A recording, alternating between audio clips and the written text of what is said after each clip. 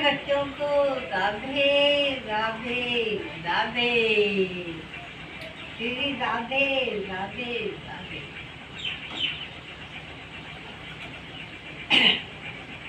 सभी बच्चे जो है बहुत ही खुश हैं, प्रसन्न हैं, निरोगी रहें, स्वस्थ रहें और ये कोरोना दुश्मन से बचते रहें, सावधानी रखें।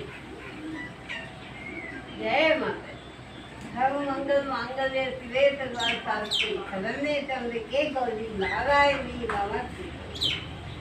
कराग्रे वस्ते लक्ष्मी कर मध्ये सरस्वती कर मूले तु गोविंदा प्रभाते कर। जय माता। मैं आपको आज एक छोटी सी कहानी लक्ष्मी जी की सुनाने जा रही हूँ। महालक्ष्मी। एक बार एक नगर में एक शेर रहता है। बहुत ही मतलब संतुष्ट था वो अपने कार्य से, उसके पास कोई धन का अभाव नहीं था और जितना वो बांटता था उतना उसका धन बढ़ता जाता था। अब क्या हुआ, एक बार एक रात को उसको सपने में जब वो सो रहा था, नींद आ गई थी उसको गहरी, उसके अंदर उसको क्या हुआ, स्वप्न दिया माता जी ने, है ना, सुंदर सी, मतलब जो थी सुंदरी, एकदम लाल साड़ी पहने हुए, चुनरी पहने हुए और पूरा पूरा श्रृंगार किए हुए माता जी आकर के उनके सामने खड़ी हो गई। और खड़ी हो गई तो उन्होंने कहा कि देखो सेठ जी, आपके यहाँ पे हमें जाना चाहती हूँ। क्यों? मैं बहुत, मतलब उन्होंने कहा क्यों जाना चाहती हो, आप कहाँ से आई हो और क्यों जाना चाहती हो? ये माता जी ने बताया, लक्ष्मी जी ने बताया कि मैं आपकी पीढ़ियों से आपके घर में निवास कर रही हूँ, यहीं पर हूँ। अब मेरा मन भर गया। माँ चंचल होती है लक्ष्मी जी को, मेरी अब इच्छा होगी कि मैं अब दूसरी जगह भ्रमण करने के लिए जाऊँ। तो फिर मैं तुमसे बहुत खुश हूँ क्योंकि तुम बहुत अच्छे अच्छे कार्य किए हैं आपने, है ना, तो मैं तुमसे बहुत ही खुश हूँ। तो आप भगवान जो भी मांगना चाहो मांगो। तो वो सोच में पड़ गया पेट कि मैं क्या करूँ। तो उन्होंने मतलब कहा कि माता जी मुझे थोड़ा सा समय दीजिए, मैं अपनी बहुओं को पास में बुला के पूछूंगा, है ना, क्योंकि सब घर में रहते हैं, सबकी सलाह लेना जरूरी है। ऐसे नहीं मैं आपको कुछ भी बता सकता, कुछ भी भगवान नहीं मांगता। मैंने कहा ठीक है। माता जी चली गई।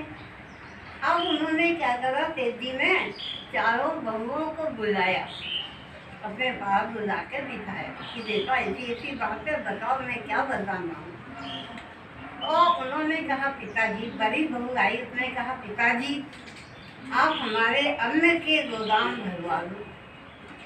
दूसरी बहू आई, उससे पूछा, उसने कहा पिताजी अन्न के गोदाम भरने से कोई फायदा नहीं है, आपको एक काम, उसमें कीड़े लग जाएंगे, कब तक खाएंगे हैं? तो आपको ऐसा करो कि अपनी तिजोरियाँ जो है वो तो कीड़े भरवा दो। दूसरी बोली। अब तीसरी आई तो तीसरी बोलती है तो पिताजी आपका एक काम करो कि भगवान में आप है ना चार देते हैं, आपके चार में, तो अब आप ऐसा करो कि चार है ना अच्छे महल बनवा दो, धन से भरे हुए। अभी कभी खत्म नहीं होगा धन। अब उन्होंने उनकी भी बात सुनी। अब चौथी बहू आई, चौथी बहू से पूछा कि बेटा क्या वरदान मांगू, तू बता। उन्होंने वो बहुत ही मतलब कहना चाहिए बचपन से घर के अंदर धार्मिक कार्य होते थे उनके, है ना, संतों की सेवा होती थी और जो है दान पुण्य होता था और सब प्रेम से रहते थे और उनके घर जो है किसी प्रकार की कमी नहीं थी, है ना, कभी कोई झगड़ा नहीं होता था और बड़े ही प्रेम से आपस में रहते थे। उन्होंने कहा पिताजी देखो आप ये चीज़ें मांगो। कौन कौन सी? कि संतों की सेवा हो, हरी कथा हो हमारे घर में और सत्संग होता रहे, अतिथि सत्कार हो, आपस में हम लोग सब प्रेम भाव से रहें, बस हमें तो ये वरदान दे दीजिए। इस प्रकार से अब उठ गए। उन्होंने कहा ये बात सही है। बोले क्यों, ऐसा क्यों?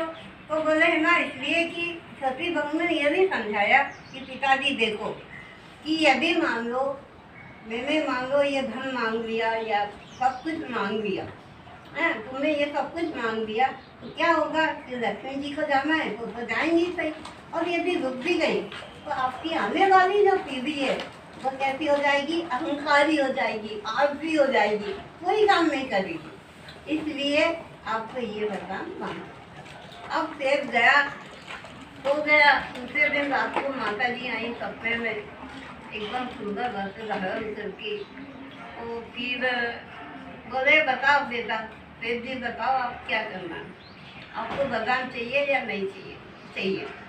बोले क्या चाहिए? बोले बस मेरे घर में सत्संग हो, हरी कथा हो और सब आपस में प्रेम से रहें, झगड़ा ना करें और जो है सभी आनंदित रहें, सभी सुख से रहें, बस मैं यही चाहती।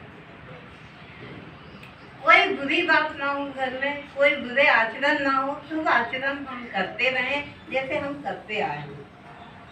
अब माता जी को बड़ी धर्म संकट में पड़ गई कि अरे तुमने तो जहाँ हरी कथा होती है, जहाँ आपस में प्रेम भाव होता है, जहाँ सत्संग होता है, जहाँ संतों की सेवा होती है ना, कन्या का पूजन होता है, पूजा पाठ होती है सुबह शाम, तो भाई जहाँ पर हरि आ गए, भगवान आ गए, तो मैं तो कैसे जा सकती हूँ? उनकी चरणों की दासी हूँ, मैं कहीं नहीं जा सकती हूँ।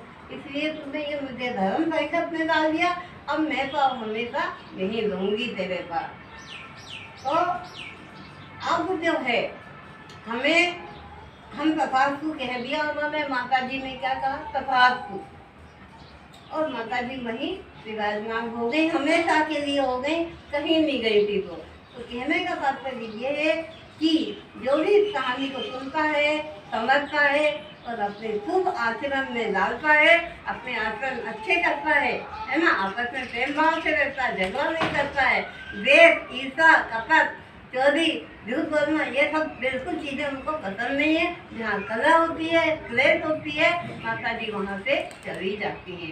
अब उस स्टेटमेंट को कितना अच्छा वरदान मांगा, वो छोटी बहू ने जैसा वरदान मांगा ऐसा सबको माता जी वरदान देती रहे, सभी खुश रहे, आनंदित रहे और इस महामारी से हमें